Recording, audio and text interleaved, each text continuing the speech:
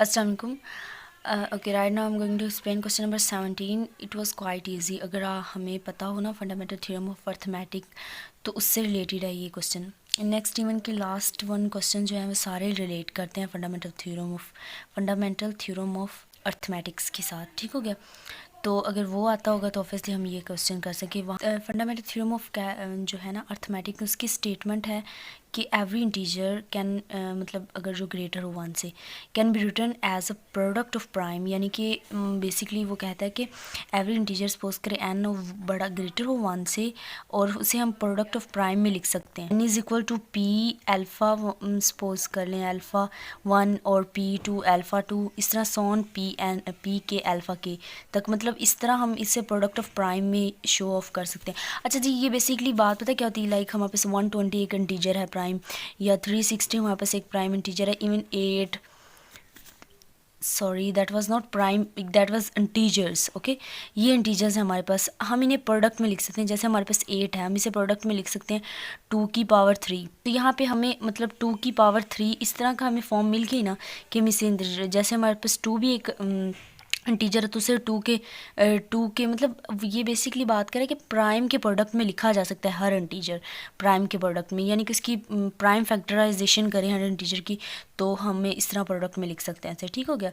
और फिर उस थ्योरम में नेक्स्ट बताया हुआ है कि मतलब एक तो पार्ट ये है उस थ्योरम का. नेक्स्ट ऑनवर्ड है कि मतलब जो भी अगर हम 8 तो चलो इस एक ही है उसमें नंबर. अगर हम बात करें 120 की या 360 को देख लें तो इससे हम प्राइम नंबर्स 2 से स्टार्ट होते हैं तो ऑब्वियसली लीस्ट हम सबसे पहले करेंगे. तो यहाँ पे 180 आ जाएगा हमारे पास. और नेक्स्ट ऑनवर्ड यहाँ पे फिर 2 से करेंगे तो हमारे पास 90 आ जाएगा. नेक्स्ट ऑनवर्ड फिर 2 से करें तो 45, यस 45 आ जाएगा. नेक्स्ट अब इसे हम 3 से करें तो हमारे पास 15 आता है. ओके, नेक्स्ट अगर हम इसे 3 से करें तो 5 और 5. यानी कि हमारे पास बेसिकली इन नंबर्स के प्रोडक्ट में ये सारी प्राइम नंबर्स हैं जिनके प्रोडक्ट में 360 लिखा गया है. अगर ये हमारे पास है सिंपल तो हम कहें कि 2 क्रॉस 2 क्रॉस अगेन 2 है हमारे पास, फिर 2 टाइम 3 है मल्टीप्लाई 5. तो इनका प्रोडक्ट 360 के इक्वल है. या फिर हम कहें तो हम इससे कैनोनिकल फॉर्म में लिखें तो हम इसे इस तरह भी लिख सकते हैं 2 की पावर 3 मल्टीप्लाई 3 की पावर 2 मल्टीप्लाई 5. तो ये हमारे पास प्रोडक्ट की फॉर्म में लिखा हुआ है प्राइम नंबर्स के प्रोडक्ट की फॉर्म में. और ये देखिए ये सारे नंबर्स इस 360 को बनाते हैं. उसका नेक्स्ट पार्ट ये बेसिकली कहता है कि जो ये सारे नंबर्स हैं ना ये यूनिक हैं. ये यहाँ पे जो प्राइम यूज़ हैं वो यूनिक है. ये नहीं हो सकता कि यहाँ पे हम कोई भी और प्राइम दो या मतलब इनकी पोजीशन चेंज करके कोई और प्राइम हम इसकी जगह लगा दें कि जिनका प्रोडक्ट 360 है. ऐसा कोई प्राइम नहीं हमें इनके अलावा मिलेगा जो 360 बनाता हो. यानी कि इनकी रिप्रेजेंटेशन ऑलवेज यूनिक है. ये हो सकता है 5 पहले भी आ सकता है 2 बाद में आ सकता है, लेकिन ऑर्डर मैटर नहीं करता. लेकिन इन नंबर्स की प्राइम नंबर्स की representation always unique. Fundamental theorem of arithmetic में ये स्टेटमेंट है. अब अगर हम उसे यूज़ करते हुए करें तो क्वेश्चन हमारे पास है verify that any integer n can be expressed इस फॉर्म में. यानी कि इस फॉर्म में एक्सप्रेस किया जाता है हर इंटीजर को जो नॉट इक्वल टू 0 हो. यानी कि नेगेटिव पॉजिटिव इंटीजर की बात हुई है वेयर के ग्रेटर हो 0 से. यानी कि के पर भी एक पॉसिबिलिटी के ग्रेटर हो 0 से और एम हमारे पास ऑलवेज ओड हो तो हर इंटीजर को इस फॉर्म में लिखा जा सकता है. यानी कि बेसिकली अगर हम 1 की बात करें तो हमारे पास 1 इंटीजर है तो इसे इस फॉर्म में लिखा जा सकता है ना कि 2 की पावर हम ले लें 0 और यहाँ पे हम कोई इंटीजर ले लें और वो ओड हो. इनकी मतलब जो कंडीशंस हैं ये भी फुलफिल हों तो के ओड मतलब एम ओड हो वो इंटीजर है और के ग्रेटर और इक्वल टू 0 हो सकता है. तो ये देखें ना 1 इज इक्वल टू 1 नहीं आ गया. ये इसकी पावर 1 होती है जैसे max naught is equal to 1 मतलब कोई किसी पावर 0 हो तो 1 होते हैं तो 1 के इक्वल. ये चीज़ है बेसिकली हमने ये सारे इंटीजर्स के लिए प्रूव करना है नेगेटिव पॉजिटिव के लिए कि अगर मतलब ये कंडीशन फुलफिल हो कि ग्रेटर हो 0 से और यहाँ पे जो हमारे पास है ना ओड इंटीजर आए तो हमारे पास हर इंटीजर को इस तरह की फॉर्म में लिखा जा सकता है. यहाँ पे कोई भी इंटीजर ले तो हमें इस तरह की फॉर्म में लिख सकते हैं कि जब के बड़ा हो 0 से और इक्वल भी हो सकता है और इंटीजर जो हो ओड इंटीजर मतलब यहाँ पे ओड ही इंटीजर लेंगे एम को.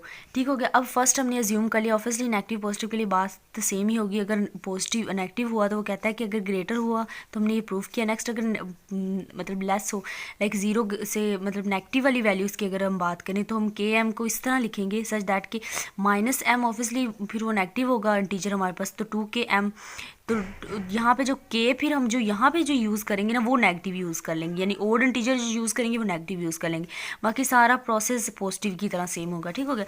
अच्छा जी, अब यहाँ पे हम इस क्वेश्चन को करें, इसके सेकंड पार्ट को, इफ़ n इज़ ओड, तो हमारे पास देखो अब दो पॉसिबिलिटीज़ हैं, नेगेटिव पॉजिटिव की बात तो क्लियर होगी। अब पॉसिबिलिटीज़ है n जीरो नहीं है, n ओड हो सकता है या इवन हो सकता है। अगर तो n ओड है तो क्या करेंगे, अगर n इवन है तो क्या करेंगे। अच्छा जी, अगर तो n ओड है तो सिंपल है, हम k को ज़ीरो कर लेंगे और m को n के इक्वल।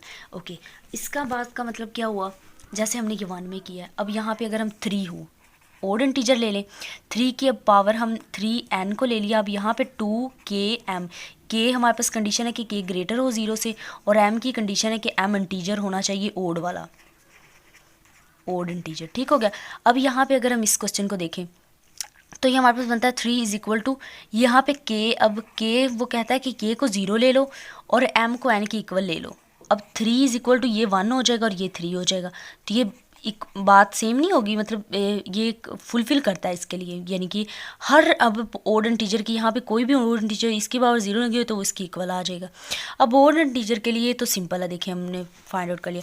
अच्छा जी, अब अगर बात हो जाए इवन इंटीजर आ जाए, एन इवन इंटीजर, तो हमें पता है कि हमने ये पहले पढ़ा हुआ है, प्रीवियस काफ़ी एक्सरसाइजेज में हमने पढ़ा है कि every positive integer can be written like this, और if we talking about odd integer then we can say that 2n plus 1 और 2n minus 1। ऑब्वियसली यहाँ पे n की वैल्यू कोई भी पुट करें तो हमें odd integer मिलेगी। यहाँ पे सपोज करें हम 3 पुट करते हैं तो 6 + 1 7, एक odd integer मिलता है, यानी कि एवरी odd integer इस फॉर्म में लिखा जा सकता है और एवरी इवन इंटीजर इस फॉर्म में लिखा जा सकता है। ऑब्वियसली 2 के साथ कोई भी n हो यूज़ करें हम तो हमें एक इवन इंटीजर मिलेगा। ठीक है, एवरी इंटीजर इवन इस फॉर्म में और odd इस फॉर्म, यही चीज़ें भी यहाँ पे हमने यूज़ की कि every n is even, then हम इसे इस फॉर्म में लिख सकते हैं। और यहाँ पे हमने ये कहा कि k नॉट n ग्रेटर हो k1 से।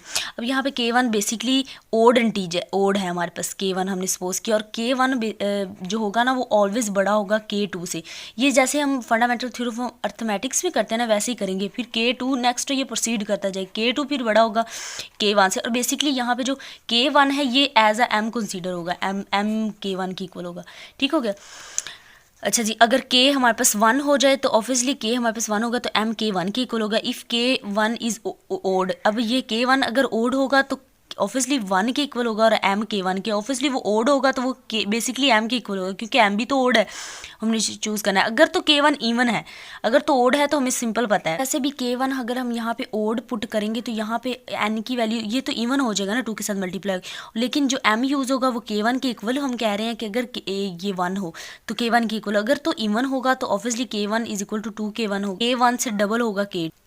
अच्छा जी, इसके बाद ये हमारे पास हम इसे लिख सकते हैं कि n is equal to, basically फिर हमारे पास n इस फॉर्म में आ जाएगा, हमारे पास 2 का स्केयर k2 की फॉर्म में। यहाँ पे ये बेसिकली m एज आ फिर यूज़ होगा ना m, और यहाँ पे ये 2 मतलब एज आ k यूज़ होगा, तो फिर हम ये कहेंगे k1 ऑलवेज k2 से बड़ा होगा, और ये प्रोसेस के एन टाइम तक चलता रहेगा। जिस तरह मतलब सारी कंडीशन में फिर यही होगा, ये वाली चीज़ फिर k2 वाली बड़ी होगी, छोटी होगी k1 से ऑलवेज, और k1 क्या होगा वो 2k2 होगा हमारे पास। ठीक हो गया। ऑलवेज पॉजिटिव इंटीजर के लिए हम इस तरह एक्सीड करेंगे। ठीक हो गया। आप डिफरेंट इंटीजर्स की एग्जांपल लेकर, इस तरह जैसे मैंने किया एग्जांपल लेकर चेक कर सकते हैं। ओके जी, थैंक यू सो मच।